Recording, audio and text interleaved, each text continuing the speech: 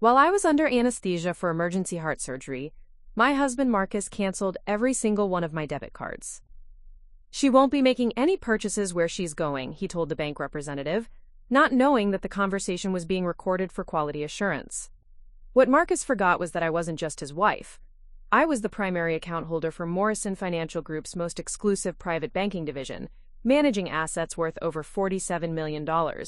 And when you cancel the cards of someone at my level, the private banking team doesn't just send a letter, they show up in person. Before we jump back in, tell us where you're tuning in from, and if this story touches you, make sure you're subscribed, because tomorrow, I've saved something extra special for you. My name is Victoria Chen-Morrison, and until 3 weeks ago, I believed I was living the American dream. At 34, I had everything that success magazines write about: a stunning home in Greenwich, Connecticut, a loving marriage to Marcus Morrison, and most importantly, a career that had taken me from a scholarship kid from Queens to the youngest senior vice president in the history of Morrison Financial Group. The irony wasn't lost on me that I had married into the very family whose financial empire I had climbed. Marcus and I met during my first year at the company, when I was still just an ambitious analyst trying to prove herself among the legacy hires and Ivy League graduates. He was different then. Or perhaps I was different then. He seemed genuinely impressed by my work ethic, my background, and what he called my refreshing perspective on wealth management. Our courtship had been a whirlwind of charity galas, weekend trips to the Hamptons, and intimate dinners at restaurants where the wine cost more than my monthly rent had been in my Queens apartment. Marcus was charming, attentive, and seemingly proud to introduce me to his world. When he proposed at the annual Morrison Financial Holiday Party, using the company's historic conference room overlooking Manhattan, I felt like I had truly made it. The Morrison family had built their financial empire over 4 generations, starting with Marcus's great-grandfather's small investment firm in 1924. By the time I joined the company, Morrison Financial Group managed assets for some of the wealthiest families on the East Coast, with a private banking division that catered exclusively to clients with liquid assets exceeding $10 million. The family's reputation was built on discretion, personalized service, and an almost mystical ability to preserve and grow generational wealth through market crashes, wars, and economic upheavals. My role as senior vice president put me in charge of the private client services division, where I managed relationships with our most valuable clients. It was demanding work that required not just financial expertise, but psychological insight into the complex dynamics of family wealth. I understood the delicate balance between maintaining family legacies and adapting to changing market conditions. More importantly, I understood the people, their fears about losing what they'd built, their hopes for their children, and their need for advisors who could see beyond quarterly returns to multi-generational planning. Marcus had never shown much interest in the details of my work, which I initially attributed to professional boundaries. After all, we both signed confidentiality agreements, and mixing family dinner conversation with client affairs seemed inappropriate. He would ask general questions about my day, nod appreciatively when I mentioned successful portfolio performances, and seemed genuinely proud when I received promotions or recognition within the company. Our marriage settled into what I thought was a comfortable rhythm.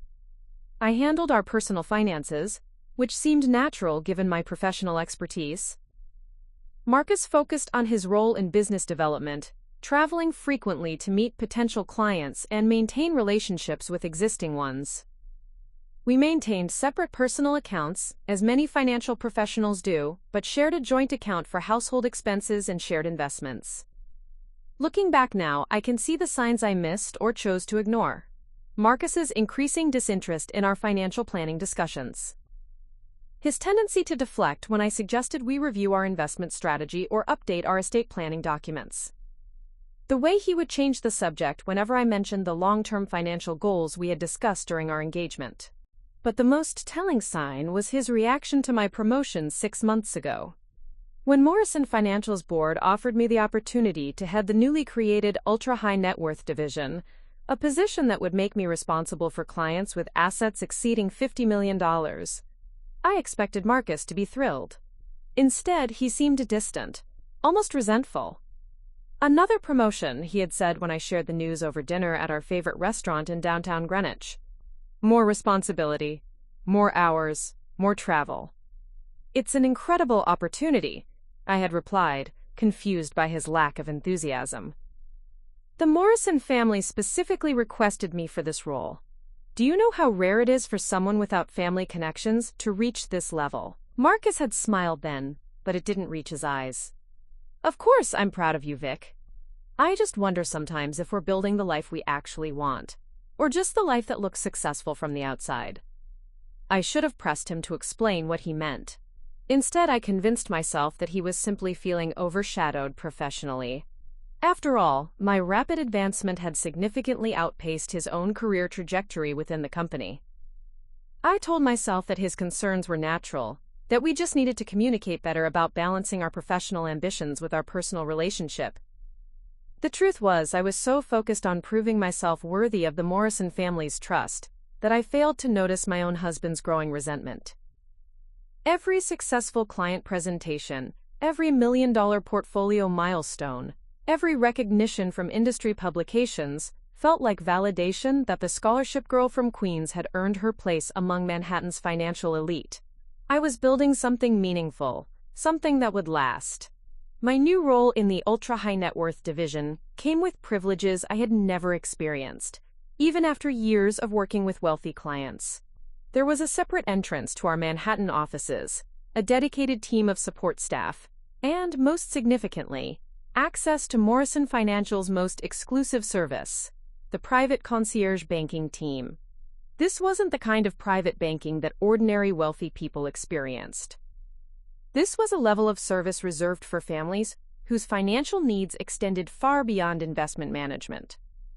We arranged private jet financing, coordinated international real estate transactions, managed family trust structures spanning multiple countries, and provided financial crisis management that could mobilize millions of dollars within hours. As the head of this division, I wasn't just another employee. I was effectively a partner in managing the financial lives of some of America's most influential families. The Morrison family had entrusted me with relationships that represented not just enormous monetary value, but decades of carefully cultivated trust and discretion. My access credentials alone were worth more than most people's annual salaries. I could authorize emergency fund transfers, coordinate with international banking partners, and access client accounts for legitimate financial emergencies 24 hours a day. The responsibility was both exhilarating and sobering. These families didn't just trust Morrison Financial with their money, they trusted us with their legacies. Marcus had seemed impressed when I explained the scope of my new responsibilities, though I noticed he asked fewer questions than usual about the specific clients or financial structures involved. I attributed his restraint to professional discretion and perhaps a healthy respect for the confidentiality requirements of my position. 3 months into my new role, I began experiencing symptoms that I initially dismissed as stress-related. Occasional chest discomfort, shortness of breath during my morning runs, and a persistent fatigue that seemed disproportionate to my workload. I was 34, in excellent physical condition, and had no family history of heart problems. The symptoms seemed manageable, and I convinced myself they would resolve once I finished establishing the new division's operational procedures. Marcus was the one who insisted I see a cardiologist when I mentioned the symptoms during a rare, quiet dinner at home. Dr. Sarah Wellington, recommended by our family physician, ran a comprehensive series of tests that revealed something I never could have anticipated: a rare congenital heart defect that had somehow remained undiagnosed throughout my entire life. "It's remarkable that you've been asymptomatic for so long," Dr. Wellington explained during our consultation, pointing to the detailed cardiac imaging on her computer screen. "This type of defect typically presents symptoms in childhood or early adolescence. Your case is highly unusual." The defect was serious enough to require surgical correction, but Dr. Wellington was optimistic about the outcome. "The procedure itself is complex, but you're young, healthy, and we've caught this before any permanent damage occurred. Recovery will take several weeks, but there's no reason you shouldn't make a complete return to normal activities." Marcus held my hand during the consultation, asking thoughtful questions about the surgery timeline and recovery process.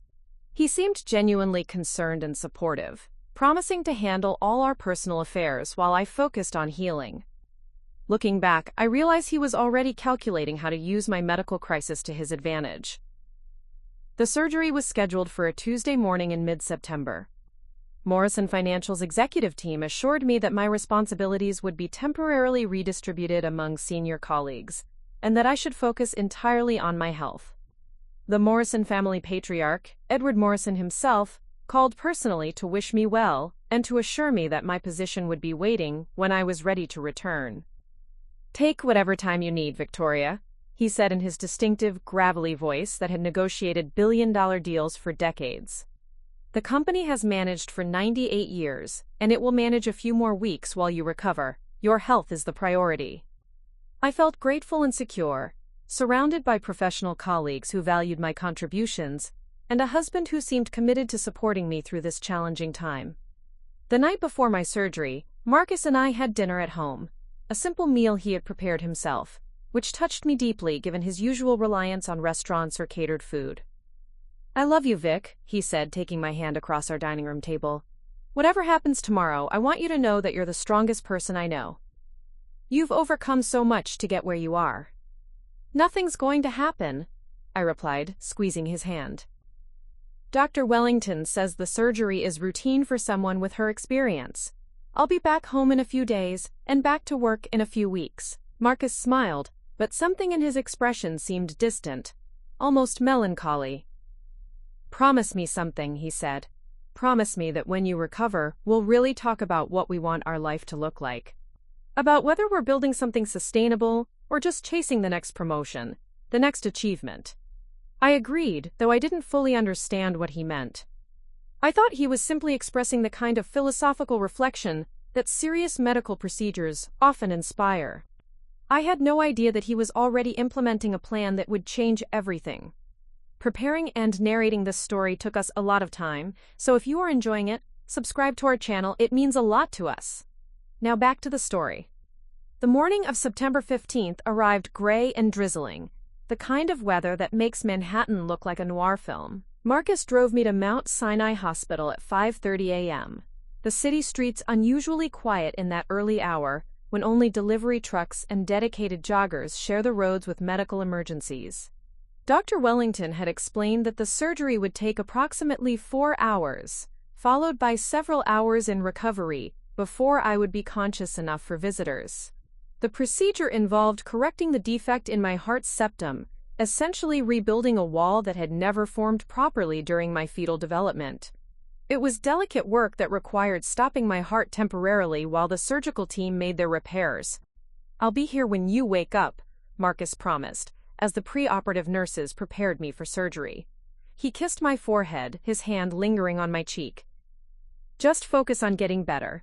I'll handle everything else." The anesthesia pulled me under gradually, Dr. Wellington's reassuring voice fading into darkness. My last conscious thought was gratitude, for the medical team's expertise, for Marcus's support, and for the financial security that allowed me to focus entirely on healing without worrying about medical costs or job security. What I didn't know was that Marcus had arrived at the hospital that morning with a detailed plan that had been months in the making. While I was signing consent forms and meeting with anesthesiologists, he was making phone calls from the hospital parking garage, setting in motion a series of financial maneuvers designed to isolate me completely. The first call went to Chase Private Client Services, where our joint checking account was held. Marcus identified himself as my husband and explained that I was undergoing emergency surgery with an uncertain prognosis. He requested that my debit cards be canceled immediately to prevent potential fraud during my hospitalization. "I'm sorry to hear about your wife's condition," the customer service representative said. "For security purposes, I'll need to verify some account information before processing this request." Marcus had prepared for this moment. He provided my social security number, our address, and details about recent transactions that only someone with intimate access to our finances could know. The representative, following standard protocol for family members reporting medical emergencies, processed the cancellation request and noted the account that card cancellations were initiated due to medical incapacitation. But Marcus made a critical error in his eagerness to cut off my financial access. He didn't just cancel the cards on our joint account. He canceled every card associated with my name, including the platinum card connected to my Morrison Financial Executive account.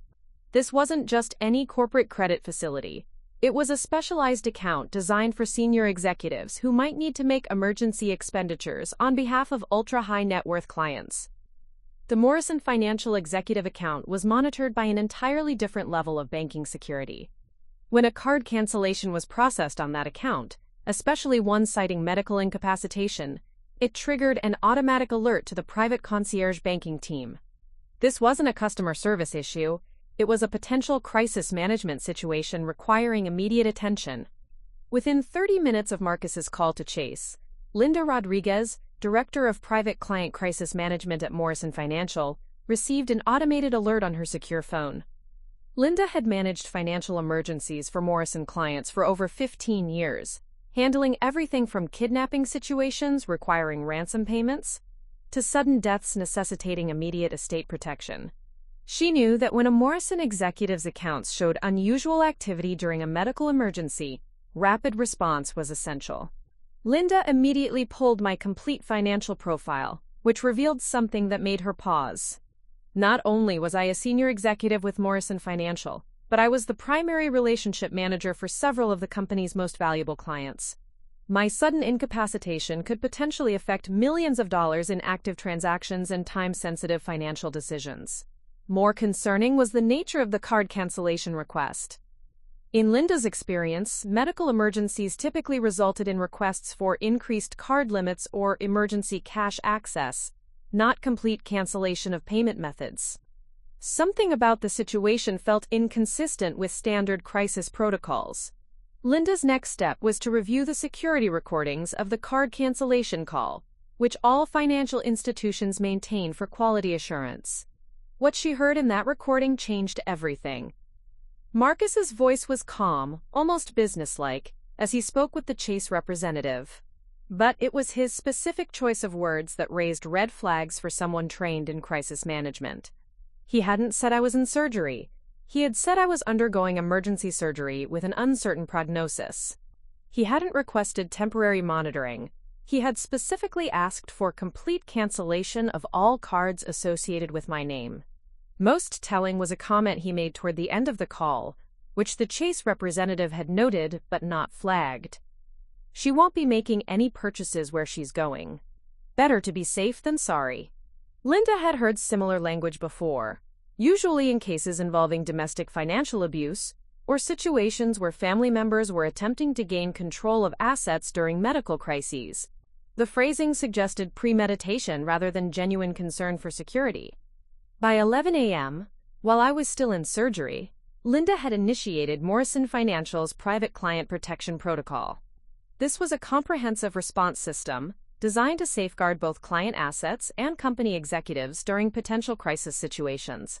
The protocol included immediate financial monitoring, legal consultation, and if necessary, direct intervention to protect both personal and professional interests. Linda's first call was to Morrison Financial's chief legal counsel, Patricia Barnes, a formidable attorney who had spent 20 years protecting the company's interests and those of its executives. Patricia listened to the security recording and reviewed my financial profile with the methodical precision that had made her legendary among Manhattan's financial elite. "This has all the hallmarks of financial manipulation," Patricia concluded after reviewing the evidence. "The timing, the specific requests, the language used. None of it suggests genuine concern for security. It suggests someone trying to isolate financial access during a period of vulnerability." Patricia's assessment triggered the next level of response: direct notification to Edward Morrison himself. As the family patriarch and company founder, Edward had seen every possible variation of financial crisis over his 60-year career. He understood that protecting Morrison Financial's executives wasn't just about loyalty. It was about protecting the company's reputation and the trust of clients who expected their financial advisors to be beyond reproach. Edward's response was swift and decisive. If someone is attempting to manipulate Victoria during a medical crisis, they've gravely underestimated both her value to this company and our commitment to protecting our people. Activate full crisis support immediately. By 1 p.m., while Dr. Wellington was completing the final stages of my heart surgery, a team of Morrison Financial's most senior professionals was assembling in the company's crisis management conference room. This wasn't just about protecting an employee. It was about protecting someone who managed relationships worth over $47 million in client assets. The team included Linda Rodriguez from Crisis Management, Patricia Barnes from Legal, David Kim from Executive Security, and most significantly, James Morrison, Edward's son and the company's executive vice president.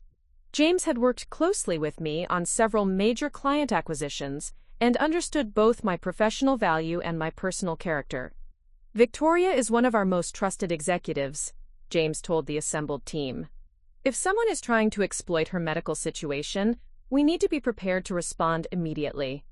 She's earned our protection, and our clients depend on her continued well-being." The team quickly developed a comprehensive response plan. David Kim would coordinate with hospital security to ensure I had appropriate protection during recovery. Patricia Barnes would prepare legal documentation to protect my interests if the situation escalated. Linda Rodriguez would monitor all financial activity associated with my accounts and those of my immediate family members.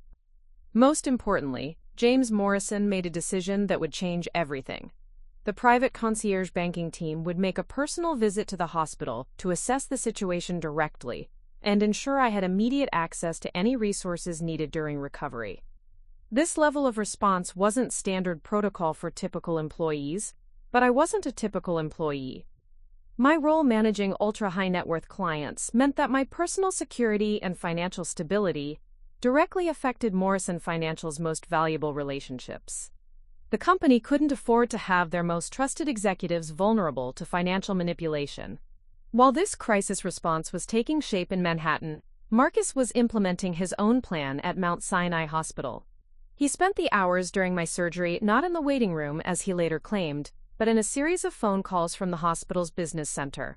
Hospital security footage, which would later become crucial evidence, showed Marcus making repeated trips between the surgical waiting area and the business center, each time carrying his phone and what appeared to be financial documents. He wasn't the anxious husband pacing nervously while waiting for news about his wife's surgery. He was a man methodically executing a predetermined plan.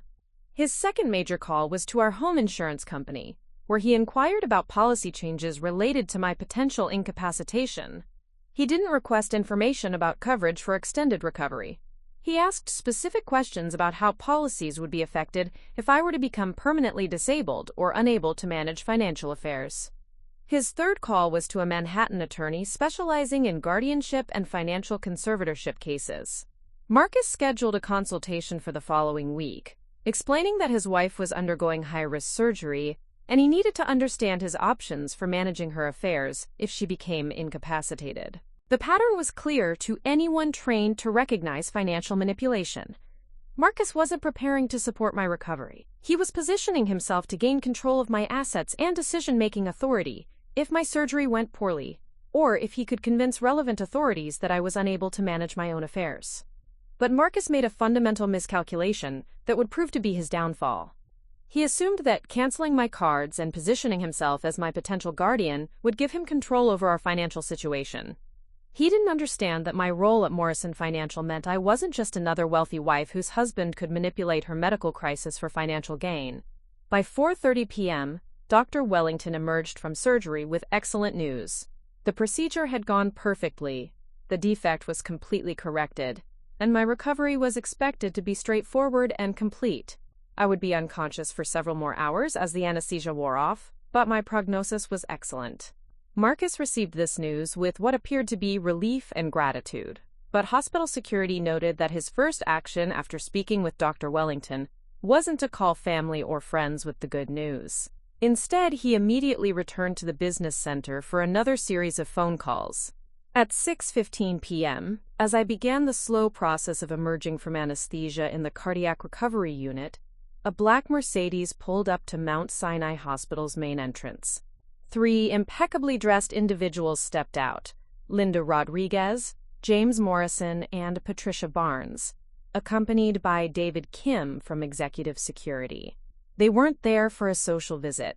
They were there to ensure that one of Morrison Financial's most valuable executives received the protection and support she deserved during her recovery.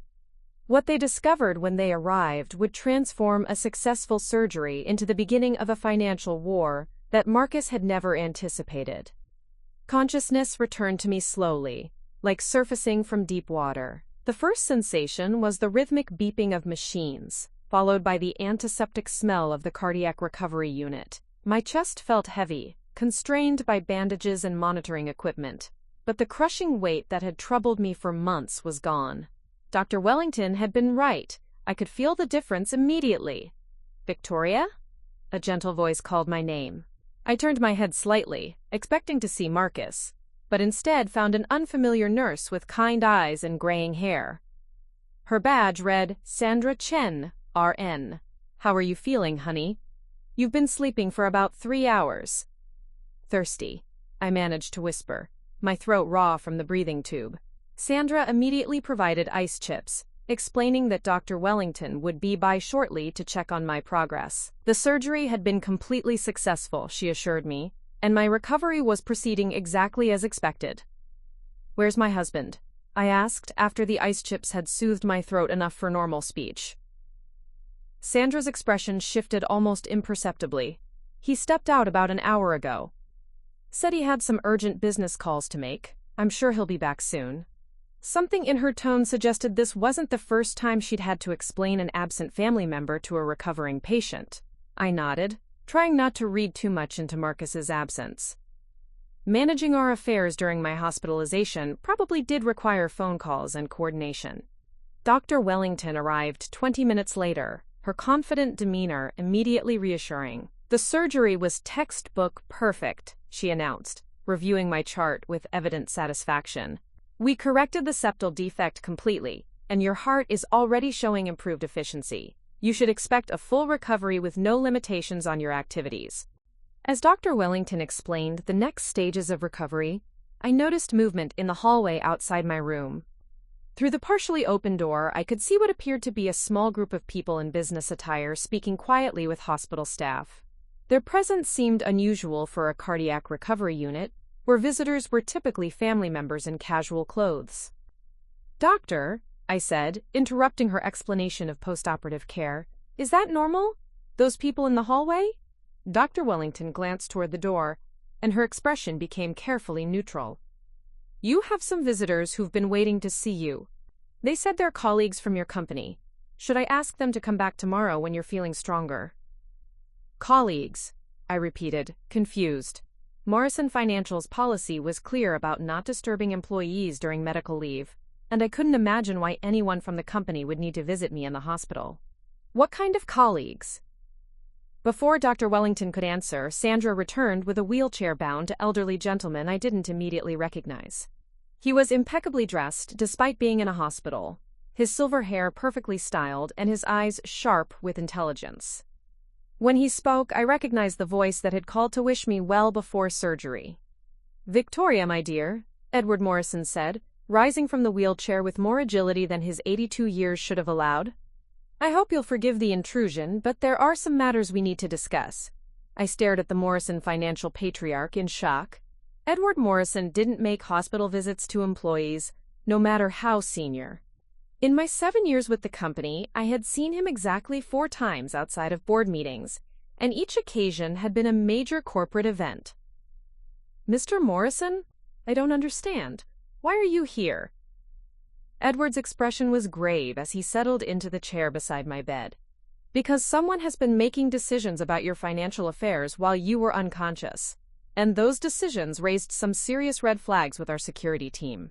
The words hit me like a physical blow. "Financial affairs? What do you mean?" "Your husband canceled all of your debit cards this morning," Edward explained, his voice gentle but firm, "including the Morrison Financial Executive account. Our crisis management team was automatically alerted, and when they investigated, they discovered some concerning patterns." I felt my heart rate increase, triggering an alert on the monitoring equipment. Sandra immediately appeared at my bedside, checking my vital signs with professional concern. "Perhaps we should continue this conversation when you're stronger," she suggested, but I shook my head firmly. "No, I need to understand what's happening. Mr. Morrison, what patterns? Edward exchanged a glance with Sandra, who nodded reluctantly. The language your husband used when canceling the cards, the timing of additional phone calls he made during your surgery, and some inquiries he's been making about guardianship procedures. Our legal team believes he may be attempting to gain control of your assets, using your medical situation as justification. The cardiac monitors began beeping more rapidly as my blood pressure spiked. This wasn't possible.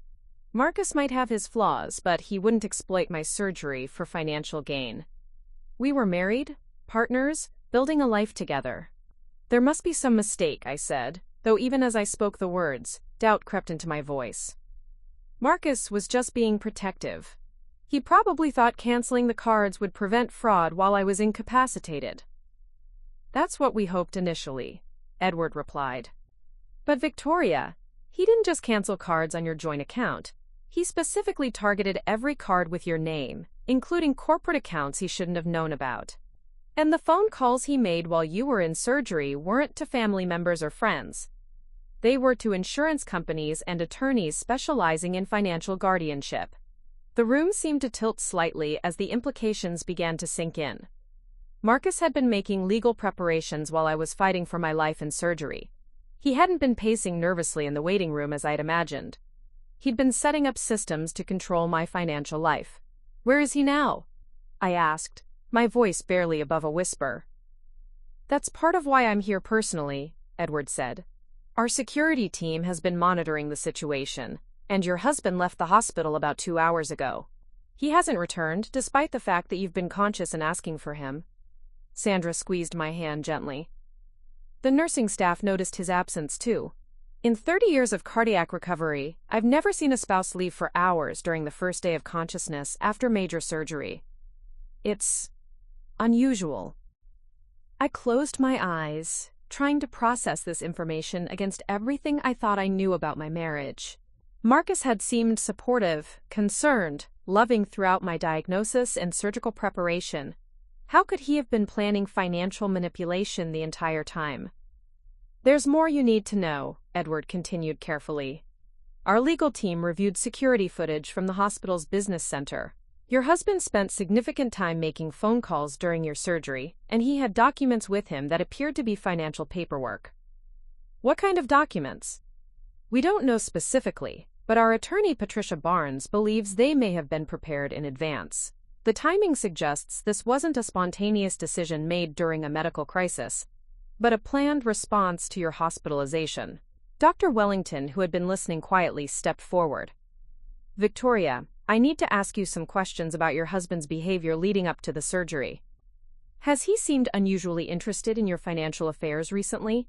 Has he asked questions about your prognosis or recovery timeline that seemed excessive? I thought back over the past few weeks, remembering conversations that had seemed supportive at the time but now took on a more sinister cast. Marcus asking detailed questions about how long I'd be unable to work. His inquiries about whether I'd updated my emergency contacts at Morrison Financial. His suggestion that I give him power of attorney, just in case something goes wrong. He asked me to sign some papers, I admitted slowly. Power of attorney documents. He said it was just a precaution, in case I was unconscious longer than expected after surgery. Edward's jaw tightened. Did you sign them? No. I told him it wasn't necessary for a routine surgery. He seemed disappointed, but didn't push the issue. Thank God for small favors, Edward muttered. Victoria, I need you to understand something. The Morrison Financial Private Concierge Banking Team is here because we protect our own, especially when they're being targeted during vulnerable moments. You're not just an employee to us, you're family, and you're under our protection now. The door to my room opened again, and 3 more people entered. A woman in an elegant navy suit, a younger man with an intense expression, and another woman carrying what appeared to be legal documents. Victoria, Edward said, I'd like you to meet Linda Rodriguez, our Director of Crisis Management, James Morrison, my son and Executive Vice President, and Patricia Barnes, our Chief Legal Counsel. They've been coordinating our response to this situation. Linda stepped forward first, her manner professional but warm. Victoria, I've been managing financial crisis situations for Morrison clients for 15 years. What's happening to you follows a pattern we've seen before: financial manipulation during medical vulnerability. We're here to make sure you have immediate protection and resources." James Morrison looked remarkably like his father, with the same sharp intelligence and commanding presence. "Victoria, your work managing our ultra-high net worth clients has been exemplary.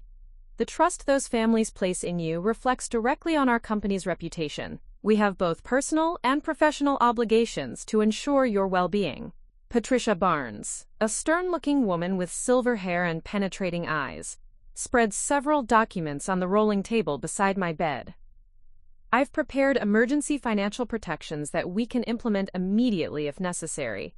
These include freezing joint accounts, establishing separate secured banking, and if needed, restraining orders to prevent further financial manipulation." I stared at the assembled team, overwhelmed by both their presence and the implications of their preparations.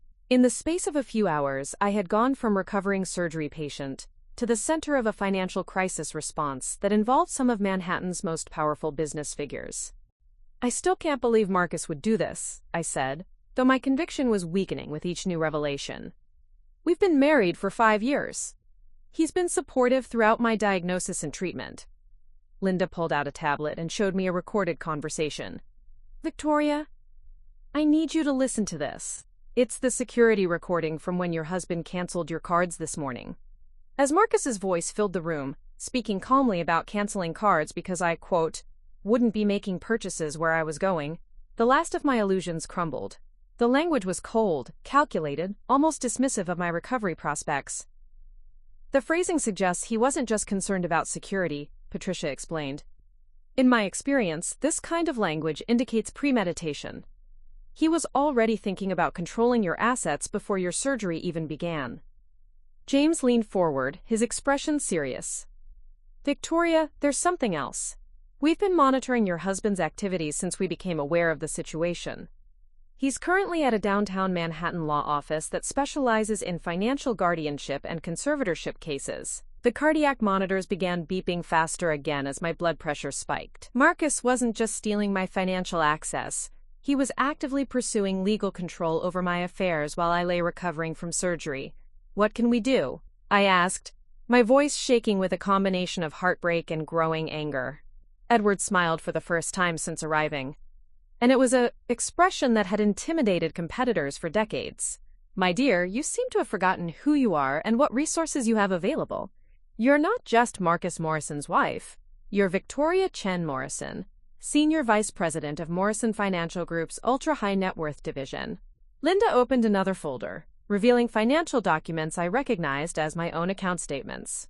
"Victoria, your access to Morrison Financial's emergency banking protocols means you have resources your husband never imagined.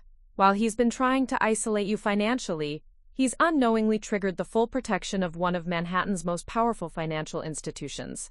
Patricia added, "And legally, his actions today have created documentation of financial abuse that will serve us well in any proceedings he might try to initiate. He's essentially built our case for us." As the Morrison Financial team outlined the resources at my disposal, I began to understand that Marcus had made a catastrophic miscalculation. He had tried to manipulate a woman he thought was financially dependent on him, not realizing that I controlled access to more financial power than he had ever imagined. The student from Queens who had earned her way into Manhattan's financial elite was about to show her husband exactly what that meant. With the Morrison Financial Crisis team assembled around my hospital bed, the full scope of Marcus's betrayal began to emerge through systematic investigation. David Kim, the executive security specialist I hadn't yet met, arrived with additional equipment that would transform my recovery room into a temporary command center. "Victoria," David said, setting up what appeared to be a secure communications device, "with your permission, I'd like to conduct a comprehensive audit of your husband's activities over the past 48 hours. What we've discovered so far may only be the beginning." I nodded, though the movement sent a sharp pain through my healing chest. The cardiac surgery had been successful, but my body was still traumatized from the procedure. Dr. Wellington had warned that emotional stress could complicate my recovery, but learning the truth seemed more important than protecting my blood pressure. David connected his device to a secure tablet and began displaying a timeline that made my stomach clench. At 6:45 a.m. this morning, while you were in preoperative preparation, your husband made his first suspicious call. It wasn't to cancel your cards, that came later. His first call was to Meridian Trust Company. I've never heard of Meridian Trust, I said, though something about the name felt vaguely familiar. Patricia Barnes consulted her notes. Meridian Trust specializes in emergency asset protection and financial guardianship services. They cater to situations where family members need to quickly gain control of assets during medical or psychological crises. The implication was clear and devastating. While I was preparing for surgery, Marcus had been researching how to legally seize control of my financial life. This wasn't an impulsive decision made during a stressful moment. It was premeditated financial abuse. What did he tell them? I asked, dreading the answer. David pulled up what appeared to be a call transcript. Mr. Morrison explained that his wife was about to undergo high-risk cardiac surgery with significant possibility of permanent cognitive impairment. He inquired about expedited guardianship procedures and emergency asset protection measures. Cognitive impairment? Dr. Wellington, who had remained in the room during this conversation, looked genuinely offended. There was absolutely no risk of cognitive impairment from your surgery. The procedure doesn't involve any brain function risks whatsoever. I specifically explained this to both of you during our preoperative consultation. Linda Rodriguez leaned forward. In other words, he lied to the trust company about your medical prognosis to justify emergency financial controls. That's fraud, and it demonstrates premeditation. James Morrison, who had been quietly reviewing documents, looked up with a grim expression. There's more. Victoria, we've been analyzing your joint financial accounts going back 6 months.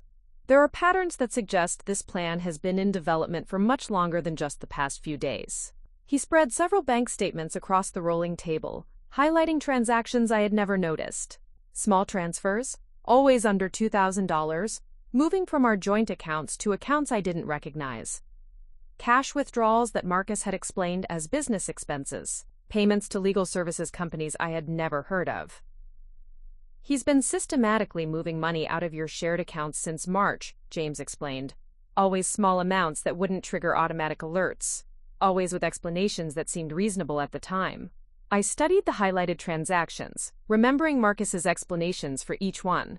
Business networking dinners that required cash. Legal consultation fees for potential real estate investments. Technology upgrades for his home office that required specific payment methods. Every explanation had seemed plausible in isolation, but together they revealed a methodical pattern of financial extraction. How much? I asked quietly. Linda consulted her tablet. Approximately $127,000 over 6 months. Not enough to create immediate financial hardship, but substantial enough to establish a separate resource base for future independence. Edward Morrison had been silent during this financial archaeology, but now he spoke with the gravity that had made him a legend in Manhattan banking circles. Victoria, in my 60 years in finance, I've seen this pattern many times. Your husband hasn't just been stealing money. He's been building an escape fund while positioning himself to control your assets during your recovery. The cardiac monitors registered my increasing distress as the full scope of Marcus's planning became clear. Sandra, who had remained nearby throughout the meeting, adjusted my medication and suggested we take a break, but I insisted on continuing. I needed to understand everything. There's more you should see, David said carefully. We've been monitoring your husband's location and communications since this afternoon. He's not just meeting with guardianship attorneys. He's been remarkably busy for someone whose wife just had major surgery. David's tablet displayed a map of Manhattan with several location markers. After leaving the hospital at 3 p.m., Mr. Morrison went first to Meridian Trust Company on East 57th Street. He spent 45 minutes there, presumably finalizing emergency guardianship procedures. Then, Patricia continued, he went to J.P. Morgan Private Bank's Midtown location. We have confirmation that he met with a private banking specialist who handles asset protection for high-net-worth individuals. Asset protection from what? I asked, though I was beginning to understand the answer. From potential legal action by spouses during divorce proceedings, James answered grimly. He's preparing for the possibility that you'll discover his financial manipulation and take legal action to protect your assets. Linda pulled up another document. We also have records of him visiting a high-end apartment rental agency specializing in luxury short-term corporate housing. He's been looking at furnished apartments in Tribeca and the Upper East Side. The pattern was becoming undeniably clear. Marcus wasn't just stealing money and attempting to gain legal control of my assets. He was preparing to leave me entirely while ensuring he maintained access to our wealth through guardianship procedures. "How long do you think he's been planning this?" I asked, my voice barely above a whisper. Edward's expression was sympathetic but firm. "Based on the timeline of financial extractions and legal consultations, I'd estimate at least 8 months. The timing suggests he began serious planning shortly after your promotion to head the ultra-high net worth division." The timing hit me like a physical blow. Marcus had begun systematically betraying me right around the time I achieved my greatest professional success. The promotion I had thought would secure our future had apparently triggered his decision to abandon our marriage while stealing as much as possible in the process. "Victoria," Dr. Wellington interjected gently, "your heart rate is becoming concerning. Perhaps we should continue this conversation tomorrow when you've had more time to process." But Linda Rodriguez was already opening another folder. "There's one more thing Victoria needs to see before we pause. It's the most important piece." She handed me a printed email that had been sent from Marcus's personal account to someone named Derek Chen at 4:47 p.m., just 3 hours earlier, while I was still unconscious in recovery. The email was brief but devastating. "Derek, surgery went better than expected. She's stable and recovery looks normal. This complicates timeline but doesn't change overall plan. Asset transfers need to accelerate before she's fully recovered and capable of reviewing accounts. Can we move the Cayman setup to this week instead of next month? Timeline is now critical. The guardianship angle may not work if she recovers too quickly. Need backup strategies. Call me tonight after 9 p.m.-m." I read the email 3 times before the full implications sank in. Marcus wasn't just reacting to my medical crisis. He had been hoping my surgery would go poorly enough to justify permanent financial control. When I recovered normally, he had to accelerate his backup plan of simply stealing assets and disappearing. "Who is Derek Chen?" I asked, though something about the name seemed familiar. David pulled up what appeared to be a comprehensive background report. Derek Chen is a financial advisor specializing in offshore asset protection. He operates primarily in the Cayman Islands and specializes in helping American clients establish accounts that are difficult to trace or recover through U.S. legal proceedings. "Marcus has been planning to move your money to the Cayman Islands," Patricia explained. "The email suggests they've been developing this plan for months, but your successful surgery has forced them to accelerate the timeline." James looked at his father, then back at me. "Victoria, this email is evidence of ongoing conspiracy to commit financial fraud. Combined with the recorded phone calls, the pattern of small transfers, and the guardianship inquiries, we have documentation of a comprehensive plan to defraud you of marital assets." Edward nodded gravely. "More importantly, the reference to, quote, backup strategies suggests that if Marcus can't gain legal control through guardianship, he's prepared to simply steal everything and flee to a jurisdiction where you can't recover the funds." The room fell silent as I absorbed this information. In the space of a few hours, I had learned that my marriage was built on deception. My husband had been systematically stealing from me for months, and he was currently implementing a plan to disappear with our assets while I recovered from surgery. But alongside the heartbreak and betrayal, I felt something else emerging: cold, focused anger. Marcus had calculated that my illness made me vulnerable, that my recovery would leave me too weak to fight back effectively. He had forgotten that I wasn't just his wife. I was one of Manhattan's most skilled financial strategists, backed by the resources of Morrison Financial Group. "What are our options?" I asked, my voice steadier than I felt. Linda smiled for the first time since arriving. "Victoria, your husband made a crucial mistake when he targeted the Morrison Financial Executive account. By triggering our crisis management protocols, he's essentially declared war on an institution with resources he can't possibly match." Patricia opened her legal portfolio. "We can freeze all joint accounts immediately, establish emergency separate banking, and obtain restraining orders preventing further asset transfers. But that's just the defensive strategy. What's the offensive strategy? I asked. Edward's smile was sharp and predatory. My dear, you control relationships with families whose liquid assets exceed $50 million each. Your professional network includes private investigators, international banking specialists, and legal experts who handle the most complex financial disputes in the world. James leaned forward. More importantly, Victoria, as head of our ultra-high net worth division, you have access to emergency client protection protocols that can track and freeze assets anywhere in the world within hours. David was already setting up additional equipment. We can monitor every financial transaction your husband attempts, track his location in real time, and coordinate with international banking partners to block any attempts to move assets offshore. As the scope of resources available to me became clear, I began to understand that Marcus had made a catastrophic miscalculation. He had tried to exploit the medical vulnerability of someone he thought was powerless, not realizing that my professional position gave me access to financial warfare capabilities he couldn't imagine. There's one more advantage we have, Linda added with evident satisfaction. Your husband's email mentioned a 9 p.m. phone call with his offshore banking contact. We can monitor that conversation and gather intelligence about their complete plan before taking action. Dr. Wellington checked her watch. It's currently 7:30 p.m. Victoria, I strongly recommend that you rest before any additional stress. Your body is still healing from major surgery. I looked around at the assembled team, some of Manhattan's most powerful financial and legal professionals, who had dropped everything to protect me during my recovery. Marcus thought he was manipulating a vulnerable surgery patient.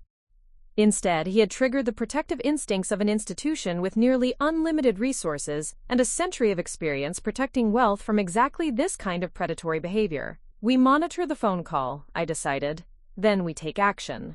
At 8:45 p.m., my hospital room had been transformed into something resembling a high-tech surveillance operation. David Kim had installed sophisticated monitoring equipment that could intercept and record phone calls, while Linda Rodriguez coordinated with Morrison Financial's 24-hour operations center to ensure we had real-time access to international banking networks. Dr. Wellington had reluctantly agreed to allow the operation to proceed, but only with strict monitoring of my vital signs, and a promise that any excessive stress would result in immediate sedation. Sandra Chen remained at my bedside, ready to intervene if the cardiac monitors showed dangerous spikes in my blood pressure or heart rate. The equipment is calibrated to Marcus's phone, David explained, testing the audio levels on his recording device. Derek Chen is calling from a blocked number, but will be able to capture both sides of the conversation. More importantly, our legal team has confirmed that this intercept is admissible as evidence, since Marcus is using conspiracy to commit fraud against you. Patricia Barnes had spent the past hour preparing what she called rapid response legal instruments, pre-drafted court orders, asset freezes, and restraining orders that could be filed electronically within minutes of gathering sufficient evidence from the phone call. Once we have recorded proof of the conspiracy, she explained, I can have emergency injunctions filed in 3 jurisdictions simultaneously: New York State Court for the domestic assets, Federal Court for the interstate fraud charges, and Cayman Islands Court to freeze any offshore accounts. James Morrison was coordinating with the bank's international partners, establishing communication links with financial institutions in the Cayman Islands, Switzerland, and the British Virgin Islands, the 3 most common destinations for Americans trying to hide assets from domestic legal proceedings. We've alerted our correspondent banks that we may need emergency asset location and freeze orders tonight, James reported. The Morrison name carries significant weight in international banking circles. If your husband has moved money offshore, we'll find it. Edward Morrison had remained mostly silent during these preparations, but I could see the calculated fury in his eyes. In his decades of building the Morrison financial empire, he had developed a reputation for absolute loyalty to his people and ruthless destruction of anyone who threatened them. Marcus had unknowingly declared war on a man who had never lost a financial battle. Victoria, Edward said quietly, moving his chair closer to my bed, I want you to understand something. What's about to happen isn't just about recovering your money or stopping your husband's fraud. It's about sending a message that you cannot attack Morrison Financial executives without consequences. At 8:58 p.m., David's monitoring equipment detected Marcus's phone powering on at a location his GPS tracking showed as the St. Regis Hotel Bar in Midtown Manhattan. The choice of location was telling: expensive, public enough to seem innocent, but with sufficient ambient noise to make casual eavesdropping difficult. "He's being cautious," Linda observed.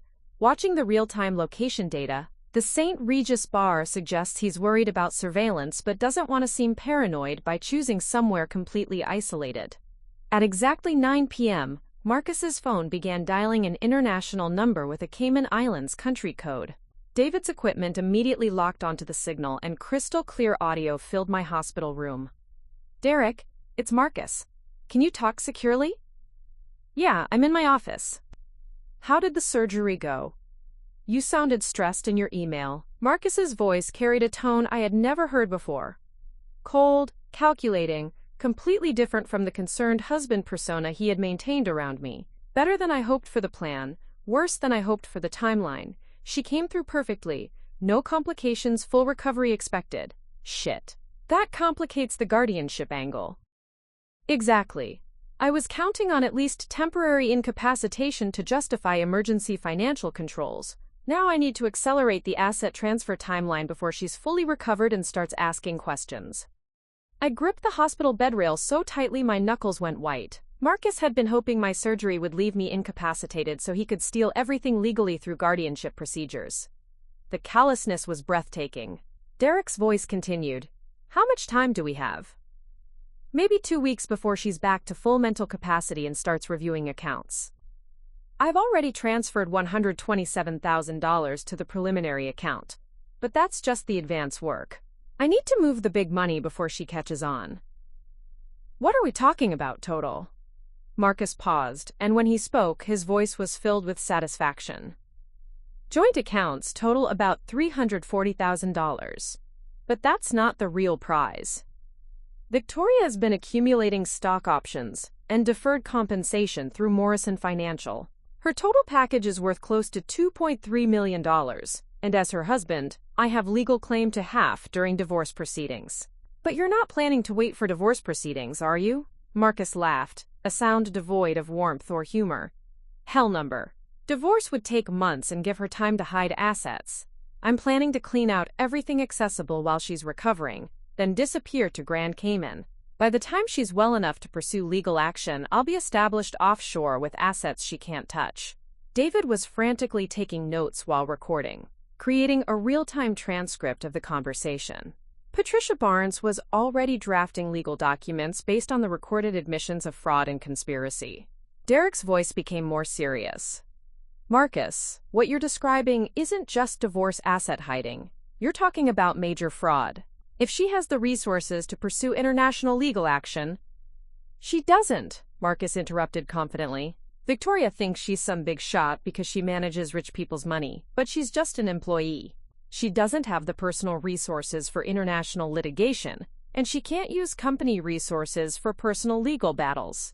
Edward Morrison's eyes narrowed dangerously at this assessment.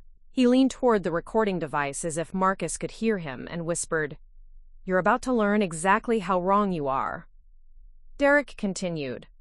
"What about the Morrison family? They have serious international connections." "They don't give a shit about employees' personal problems," Marcus replied dismissively. "It's a business, not a charity. Victoria's good at her job, but she's replaceable. They're not going to risk client relationships or international banking partnerships to help some employee recover marital assets." James Morrison looked at his father and shook his head in disbelief. This man has no idea how business relationships actually work. The Morrison family has been building loyalty-based partnerships for 4 generations, Marcus's voice continued. Besides, even if they wanted to help, by the time Victoria realizes what's happened and convinces anyone to take action, I'll have moved everything through 3 different jurisdictions. I've been working with Derek for 8 months setting up shell corporations and trust structures that would take years to unravel through legal channels. 8 months? Derek confirmed. "So this has been planned since her promotion?" "Exactly. The moment Victoria got promoted to head that ultra-high net worth division, I knew her earning potential was about to skyrocket. But I also knew she'd become completely absorbed in her career. She's been so focused on proving herself worthy of managing rich families' money that she stopped paying attention to her own finances." The personal betrayal in those words was devastating. but I found myself analyzing the conversation with the same strategic mindset I used for client financial planning. Marcus was revealing not just his theft plan, but his complete misunderstanding of how elite financial institutions operate. Derek's tone became more cautious. "Marcus, I have to ask, are you absolutely sure about her resource limitations? Managing $50 million client accounts usually means someone has access to pretty serious institutional backing. Trust me, Derek. I've been married to her for 5 years. Victoria's incredibly smart about other people's money, but she's naive about power structures. She thinks hard work and competence are enough. She doesn't understand that at the end of the day, she's just a highly paid employee who can be replaced." Linda Rodriguez was typing furiously on her tablet, cross-referencing Marcus's statements with Morrison Financial's actual resource allocation protocols. She looked up at me with an expression of grim satisfaction. "Huh? He's about to discover that you're not just an employee," she whispered. "You're family. And when someone attacks Morrison family, we respond with the full power of a century-old financial empire." Derek's voice became businesslike. "Okay, assuming we proceed, what's your timeline for asset transfer?" "I need to move the joint account money tomorrow, before she's discharged from the hospital. The stock options and deferred compensation will take longer, but I should be able to transfer those within a week, using the power of attorney documents I'll forge if necessary." Patricia Barnes looked up sharply from her legal drafting. "He just admitted intent to commit document fraud. That's a federal felony," Marcus continued. "The key is moving fast enough that she can't react before I'm established offshore. Even if she figures out what happened, pursuing international asset recovery requires resources she doesn't have and legal expertise she can't afford." "And you're confident about the Cayman accounts?" "Completely. Derek, you've set up shell corporations registered to entities she's never heard of, with banking relationships she'll never be able to trace. By the time any American court orders asset recovery, the money will have moved through enough jurisdictions to make recovery practically impossible." Edward Morrison had heard enough. He gestured to Patricia, who immediately began filing electronic legal documents with courts in multiple jurisdictions. The sound of her fingers flying across the keyboard provided a staccato counterpoint to Marcus's confident explanations of how he planned to destroy my financial life. Derek's final question was the most damning. "What if something goes wrong? What if she has more resources than you think?" Marcus's laugh was filled with arrogant confidence. "Derek, I've spent 5 years watching Victoria work. She's brilliant at managing other people's money, but she's just an employee. She thinks the Morrison family likes her, but they're using her skills to make themselves richer. The moment she becomes a liability instead of an asset, they'll cut her loose without hesitation. Rich families don't risk their own interests to help employees with personal problems.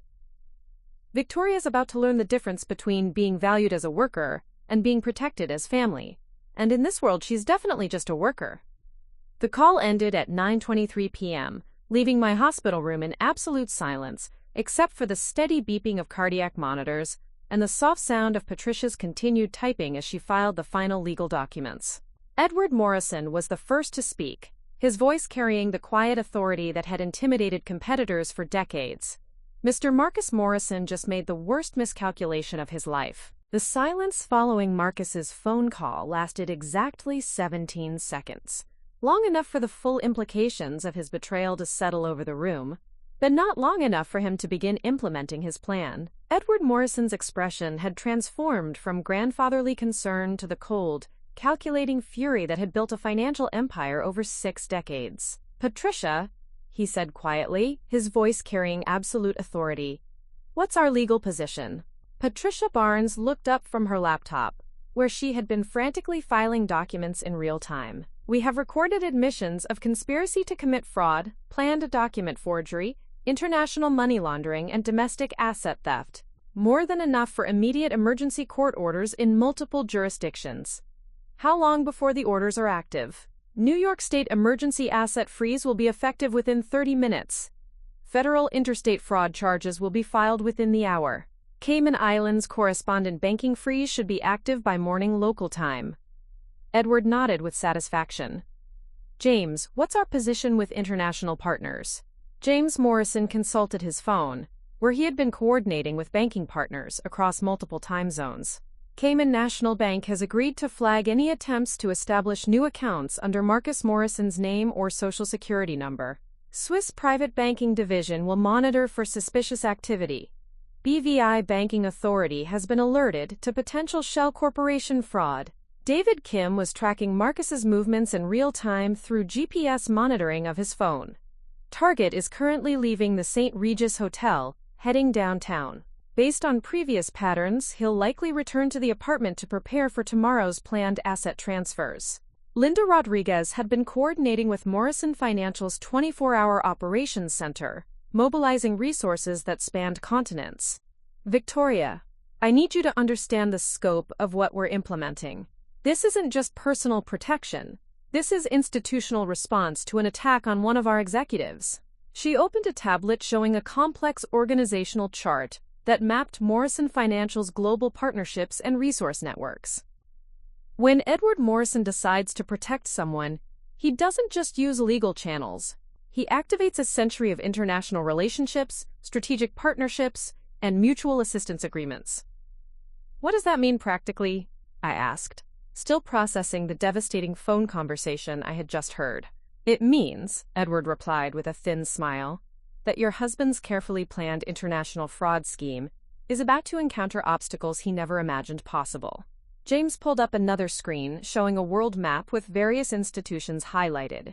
Morrison Financial maintains strategic partnerships with private banks, legal firms, and investigative services in 17 countries. When one of our executives is threatened, those partnerships become crisis response networks. For example, Linda continued, Derek Chen operates his offshore banking services through 3 primary institutions in the Cayman Islands. All 3 institutions have correspondent banking relationships with Morrison Financial subsidiaries.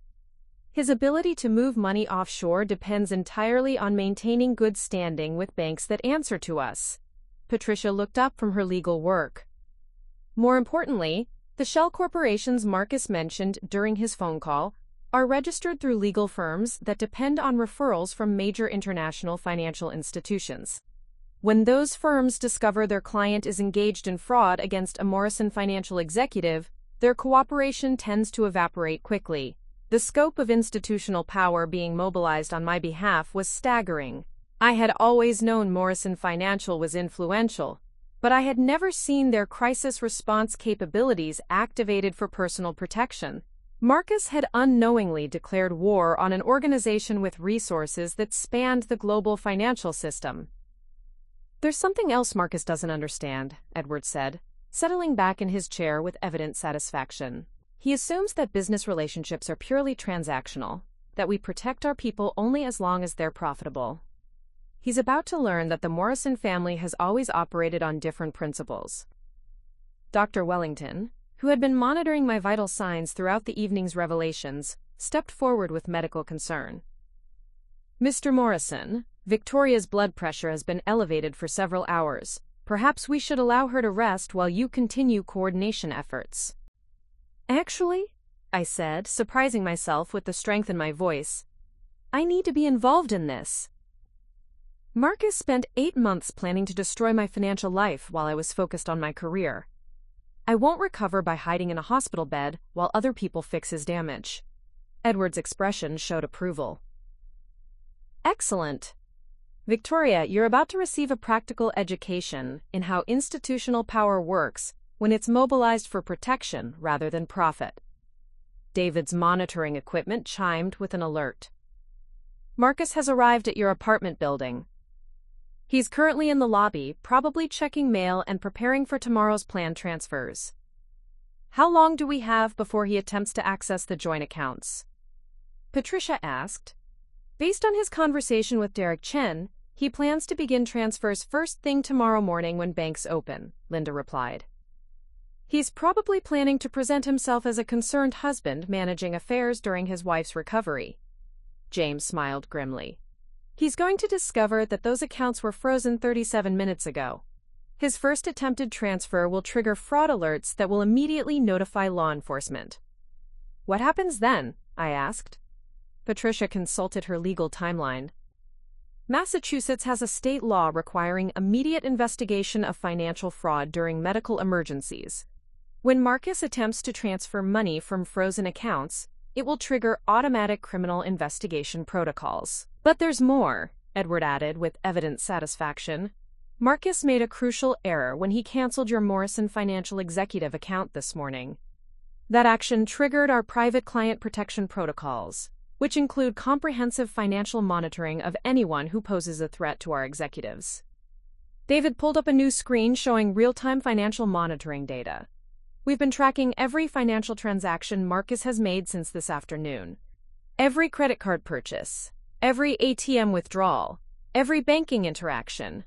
We know exactly how much money he has access to and where he's been spending it. The data was remarkably comprehensive. Marcus had spent $347 on dinner and drinks at an expensive Manhattan restaurant, $89 on a taxi to his attorney meeting, $156 on legal consultation fees, and $67 on hotel drinks during his phone call with Derek Chen. He's spending money like someone who expects to have unlimited access to stolen funds very soon, Linda observed. These aren't the spending patterns of someone managing careful expenses during a spouse's medical emergency. There's something else, James added, consulting his phone. Marcus used a credit card this evening that's registered to a Delaware LLC we've never heard of. David, can you trace that corporate registration? David's fingers flew across his keyboard, accessing databases that apparently provided comprehensive corporate intelligence. Delaware LLC registered 8 months ago under the name, Greenwich Holdings Management. Registered agent is Derek Chen's legal services company in the Cayman Islands. He's been preparing for this betrayal since before my medical diagnosis, I said, the full scope of his planning becoming clear. The heart defect was just an opportunity to accelerate a plan that was already in motion. Edward nodded gravely. Marcus began planning to abandon your marriage and steal your assets the moment your promotion increased your earning potential. The medical crisis simply provided better legal cover for financial manipulation. Patricia's phone buzzed with what appeared to be an urgent alert. Emergency court orders are now active. All joint accounts are frozen, Marcus's access to your deferred compensation has been blocked, and we have restraining orders preventing further asset transfers. What happens when he discovers the frozen accounts tomorrow? I asked. Linda smiled with professional satisfaction. That depends on how he reacts to discovering that his carefully planned fraud has been completely neutralized. He can either contact you directly to attempt negotiation, or he can escalate by trying to implement backup plans. What kind of backup plans? David consulted his monitoring data. Based on his conversation with Derek Chen, he has approximately $127,000 in transferred funds already offshore, plus whatever money he's accumulated in the Delaware LLC. If the primary plan fails, he could simply attempt to disappear with what he's already stolen. Can he do that successfully? Dr. Wellington asked, clearly invested in the outcome despite her medical focus. James shook his head firmly. Not anymore. Our international banking alerts mean that any attempt to move significant funds offshore will be flagged immediately. And Derek Chen's cooperation with Marcus depends on maintaining good relationships with legitimate financial institutions, relationships that Derek is about to lose. Edward's phone rang with what appeared to be an international call. He answered with formal politeness, then smiled with evident satisfaction as he listened to the caller. Excellent news, he announced after ending the call.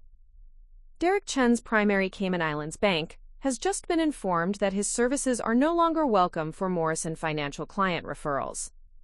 Since Morrison clients represent approximately 30% of his business, Mr. Chen is suddenly very interested in distancing himself from your husband's fraud scheme. The speed and efficiency of the response was breathtaking. In less than 3 hours, Marcus's carefully planned international fraud operation had been systematically dismantled by institutional resources he never knew existed. There's one more element to consider, Patricia said, reviewing her legal documents. Marcus's plan depended on exploiting your medical vulnerability to gain control of assets before you could respond. But he triggered institutional protection that operates independently of your personal capacity to respond. What does that mean practically? It means, Edward replied with the quiet satisfaction of someone who had never lost a financial war, that even if your surgery had left you completely incapacitated, our crisis response would have been identical. Marcus's plan was doomed the moment he targeted a Morrison Financial executive. Linda looked up from her coordination efforts. Victoria, there's something you should know about the institutional resources we've mobilized tonight. This level of response isn't standard employee protection, it's family protection. What's the difference?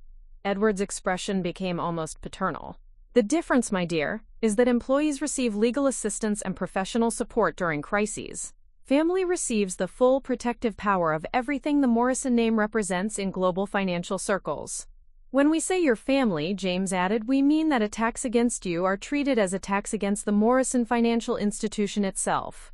And this institution has a century-long reputation for absolutely destroying anyone who threatens our people.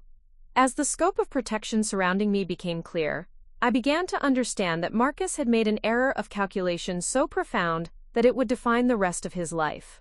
He had assumed I was vulnerable and isolated, not realizing that my professional relationships had become personal protective networks with resources spanning the global financial system. David's monitoring equipment chimed again. Marcus is back in the apartment, making phone calls. Should we intercept? Yes, I said, my voice steady with newfound confidence.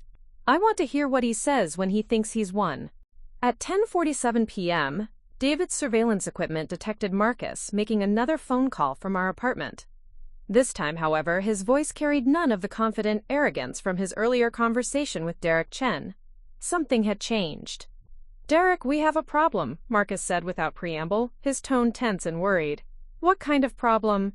Derek's voice came through clearly, though he sounded like he'd been woken up. I just tried to check the balance on our joint account online, and the system is showing some kind of security hold. It won't let me access any account information, and when I called the customer service line, they said there are, quote, administrative restrictions that require in-person verification. David and Linda exchanged glances. The account freezes were working exactly as designed, creating obstacles that would reveal the scope of institutional response without immediately alerting Marcus to the full situation. Derek's voice became more alert. Administrative restrictions? That's not normal for joint accounts. Did you do something to trigger fraud alerts? Nothing beyond what we discussed. I canceled Victoria's cards this morning during her surgery, exactly like we planned. But now it's like the bank has flagged the entire account structure. Patricia Barnes smiled with professional satisfaction. Emergency court orders were functioning perfectly, creating exactly the kind of confusion that would force Marcus into increasingly desperate actions that would provide additional evidence. Marcus, Derek said carefully, I need to ask you something. Are you absolutely certain about Victoria's institutional relationships? Because the kind of rapid account restrictions you're describing usually indicate high-level intervention. What do you mean, high-level intervention? I mean the kind of response that happens when major financial institutions decide to protect someone. Banks don't implement emergency restrictions on joint accounts unless someone with serious influence requests it. Marcus's voice became defensive. Victoria works for Morrison Financial, but she's just an employee. I've explained this already. She manages client accounts, but that doesn't give her personal access to institutional resources. Marcus, I've been doing offshore banking for 15 years. What you're describing sounds like institutional crisis management. That level of response requires serious political or financial influence. I listened to this conversation with growing amazement. Derek Chen was beginning to understand something that Marcus still refused to acknowledge. The difference between managing money and being protected by the institutions that control it. It has to be coincidence, Marcus insisted. Maybe the bank flagged unusual activity because of the medical situation. Once I go in person tomorrow with documentation of Victoria's surgery, they'll remove the restrictions. What kind of documentation? Medical records showing she's incapacitated, power of attorney documents, maybe a statement from her doctor about her recovery timeline. I've prepared everything needed to demonstrate temporary financial guardianship. Edward Morrison's expression became grim as he listened to Marcus's continued plans for document fraud. Every statement was being recorded as evidence for the federal fraud charges that Patricia was preparing. Derek's voice carried growing concern. Marcus, forged power of attorney documents are federal crimes. If you're wrong about Victoria's institutional backing, attempting document fraud could trigger serious legal consequences. I'm not wrong, Marcus snapped. I've been married to Victoria for 5 years. I know exactly what resources she has and doesn't have. She's a skilled financial analyst, but she's not connected to real power. James Morrison shook his head in disbelief. This man has spent 5 years married to one of our most senior executives without understanding how elite financial institutions actually work. David's monitoring equipment indicated that Marcus was moving around the apartment while talking, probably gathering documents for tomorrow's planned bank visit. His GPS tracking showed him going between what appeared to be our home office and bedroom. Derek, there's something else, Marcus continued. I need to accelerate the timeline for offshore transfers. Instead of waiting until next week, I want to move everything we can access tomorrow. Why the sudden urgency? Because Victoria's recovery is going better than expected. The surgery was completely successful, and she's already conscious and alert. I was counting on at least a week of reduced mental capacity, but that's not happening. Derek's pause suggested he was beginning to grasp the implications.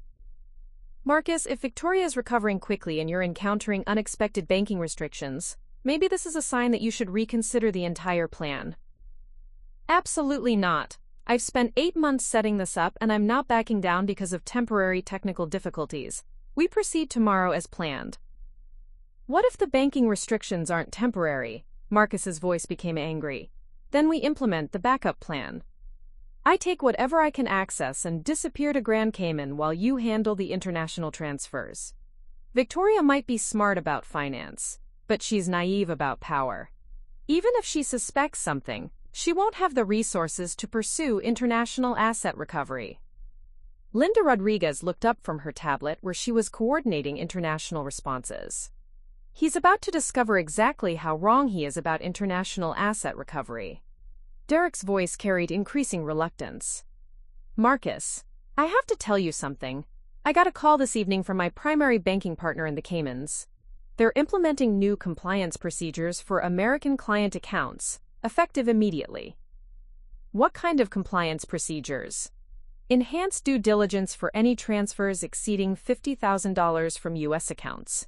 They're requiring additional documentation about source of funds and legal ownership verification. Marcus was silent for several seconds, and when he spoke, his voice carried a new edge of desperation.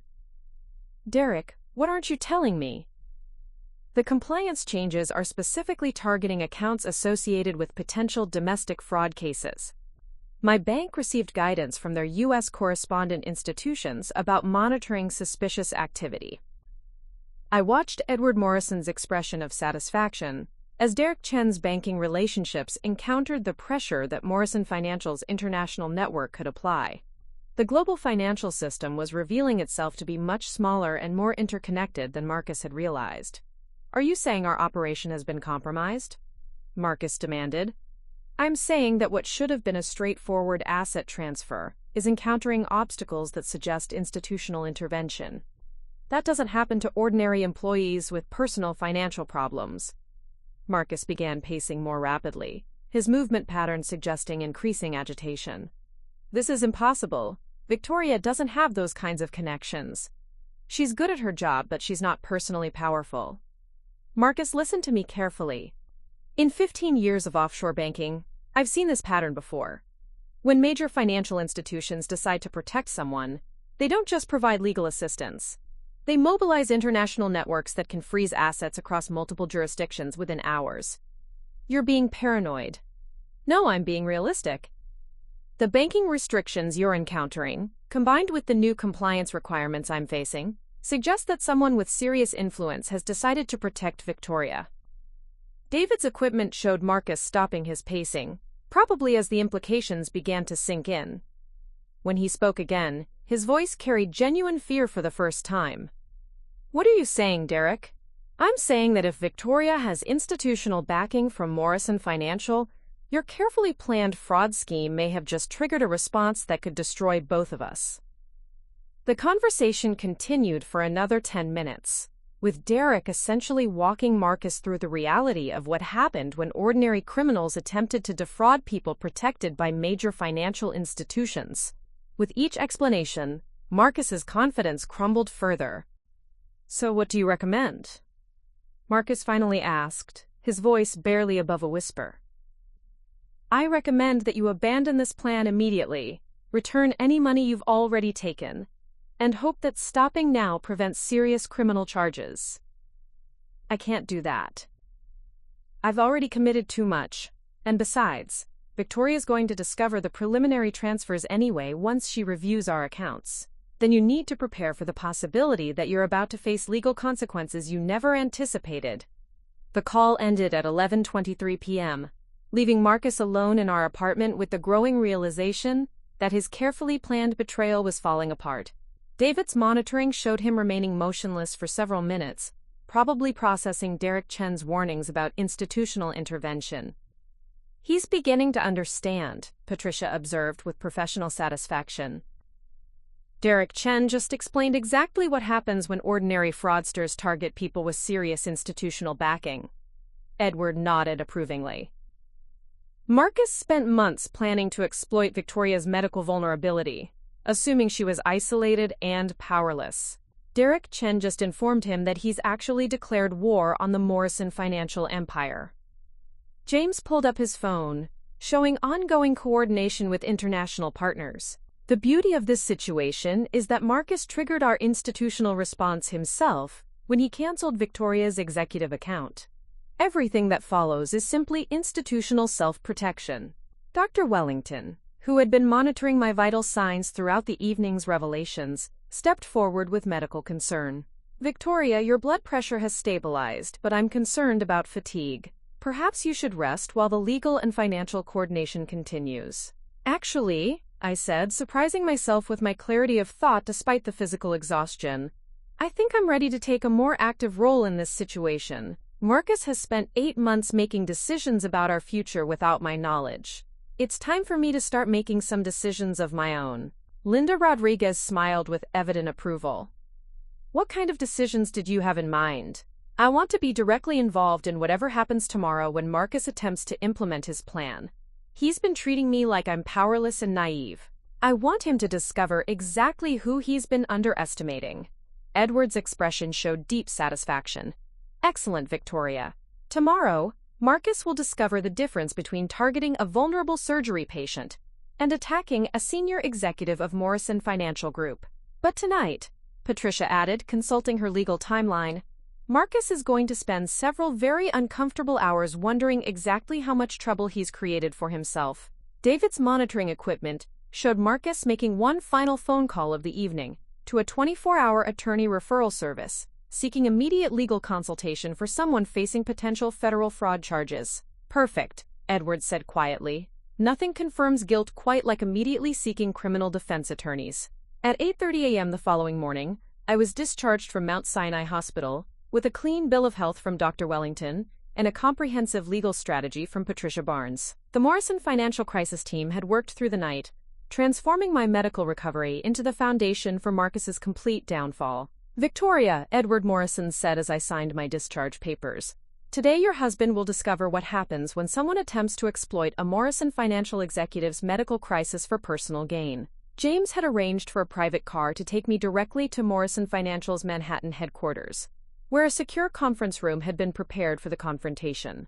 David Kim's surveillance equipment showed Marcus leaving our apartment at 8:45 a.m., heading toward J.P. Morgan Chase's Midtown branch with a briefcase full of documents. "He's carrying what appeared to be forged power of attorney papers," David reported as we monitored his movements in real time. "GPS tracking shows he's taken the same route to the bank that he used yesterday during his planning meetings." Linda Rodriguez had coordinated with Chase Private Banking to ensure that Marcus's attempted fraud would be handled with maximum legal documentation.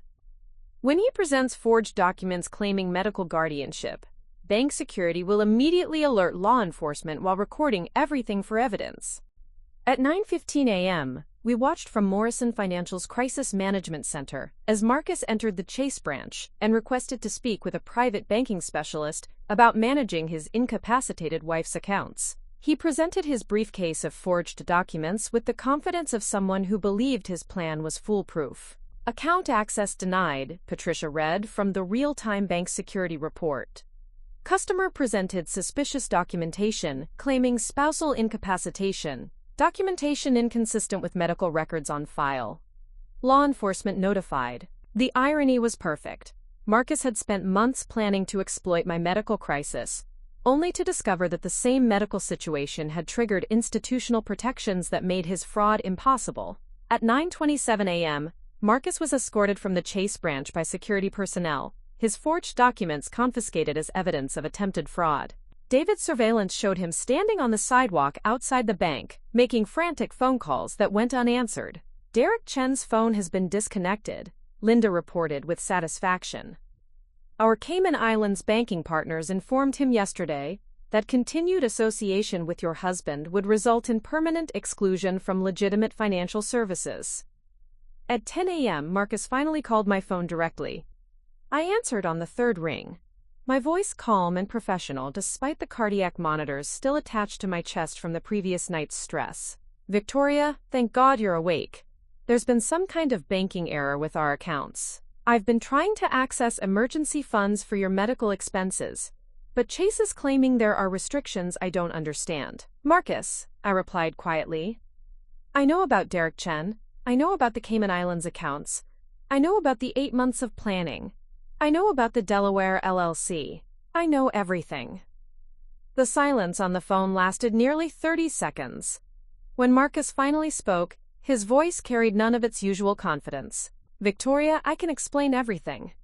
There are circumstances you don't understand. The circumstances I understand, I interrupted, are that while I was fighting for my life in surgery, you were implementing a plan to steal everything we've built together and disappear to the Caribbean with assets you thought I'd never be able to recover. It's not like that. Marcus, I have recordings of your phone conversations with Derek Chen. I have documentation of every fraudulent transfer you've made over the past 6 months. I have evidence of your forged power of attorney documents. And I have the full institutional backing of Morrison Financial Group to ensure you face consequences for every crime you've committed. Another long silence. Then Marcus's voice became pleading. Victoria, we can work this out. I made mistakes, but we can fix this privately, without involving lawyers or law enforcement. Marcus, you tried to exploit my medical crisis to steal $2.3 million and abandon our marriage. There is no private resolution to felony fraud and conspiracy charges. Felony charges? Victoria, you're overreacting. This is a marital dispute, not a criminal matter. Edward Morrison, who had been listening to the conversation on speaker, gestured for the phone. I handed it to him with satisfaction. Mr. Morrison, this is Edward Morrison, chairman of Morrison Financial Group. Your wife is one of our most valued executives, and you have committed multiple federal crimes in your attempt to exploit her medical situation for financial gain. Marcus's voice became small and frightened. Mr. Morrison, I think there's been a misunderstanding. The only misunderstanding, young man, was your assumption that Victoria was powerless to stop your fraud. You forgot that she's not just your wife. She's family to the Morrison Financial Organization. What does that mean? It means, Edward continued with cold satisfaction, that attacks against our family are met with the full institutional power of a century-old financial empire. You declared war on Morrison Financial when you targeted Victoria. Now you face the consequences. James Morrison took the phone next. Marcus, you have approximately 30 minutes before federal law enforcement arrives at your location, with warrants for your arrest on charges of conspiracy to commit fraud, attempted document forgery, and international money laundering. This is insane. I'm Victoria's husband. I was trying to protect our assets during a medical emergency. You were trying to steal those assets while exploiting a medical emergency, Patricia Barnes corrected, taking the phone. As Victoria's attorney, I'm informing you that you have one opportunity to minimize the criminal charges you're facing. What opportunity? Complete cooperation with asset recovery, full restitution of stolen funds, and signed confession detailing your conspiracy with Derek Chen. In exchange, we'll recommend reduced sentencing when you're convicted. Marcus's voice cracked. Convicted? This was supposed to be a civil matter. This was supposed to be about marital assets. This stopped being about marital assets, I said, taking the phone back. The moment you decided to exploit my surgery for financial fraud.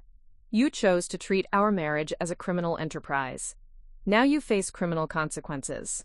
At 10:47 a.m., David's surveillance showed federal agents arriving at Marcus's location. He was arrested on the sidewalk outside our apartment building, still holding the phone from our conversation. Target in custody, David reported with professional satisfaction. Federal charges include conspiracy to commit fraud, attempted money laundering, and document forgery. Derek Chen was arrested simultaneously in the Cayman Islands on international financial fraud charges. 6 months later, I stood in my corner office at Morrison Financial's newly expanded ultra-high net worth division, reviewing client portfolios worth over $75 million in combined assets. My cardiac recovery had been complete, my professional reputation enhanced rather than damaged by the scandal, and my personal life rebuilt on foundations of independence and institutional loyalty. Marcus had pled guilty to all federal charges in exchange for a reduced sentence of 34 months in federal prison. Derek Chen's offshore banking operation had been completely dismantled, with his assets seized to pay restitution to multiple victims of his fraud schemes. The most satisfying aspect of the resolution was discovering that my role at Morrison Financial had been permanently enhanced, rather than compromised by the crisis. Edward Morrison had personally recommended me for promotion to Executive Vice President, with expanded authority over the company's crisis management protocols. Victoria, Edward said during my promotion ceremony, you demonstrated that protecting Morrison Financial family creates loyalty that extends far beyond employment contracts. You're not just our Executive Vice President, you're proof that the Morrison family protects its own. The case had also resulted in enhanced institutional protections for all Morrison Financial executives, ensuring that future attempts to exploit medical crises for financial gain would be met with immediate and overwhelming institutional response. As I reviewed the final legal documents closing Marcus's case, I reflected on the lesson he had learned too late. When you try to exploit someone's vulnerability, you better be certain they don't have powerful allies who consider attacks against them to be attacks against the entire institution. Marcus had assumed I was just an employee who managed rich people's money. He discovered I was family to an organization that controls global financial networks, spanning continents and generations. The scholarship girl from Queens had indeed made it to the top of Manhattan's financial elite. And when someone tried to tear her down during her most vulnerable moment, the entire establishment rose to protect her. Some mistakes are too expensive to survive. Marcus Morrison learned that lesson from a federal prison cell. Up next, you've got 2 more standout stories right on your screen. If this one hits the mark, you won't want to pass these up. Just click and check them out. And don't forget to like, subscribe, and turn on the notification bell so you don't miss any upload from us.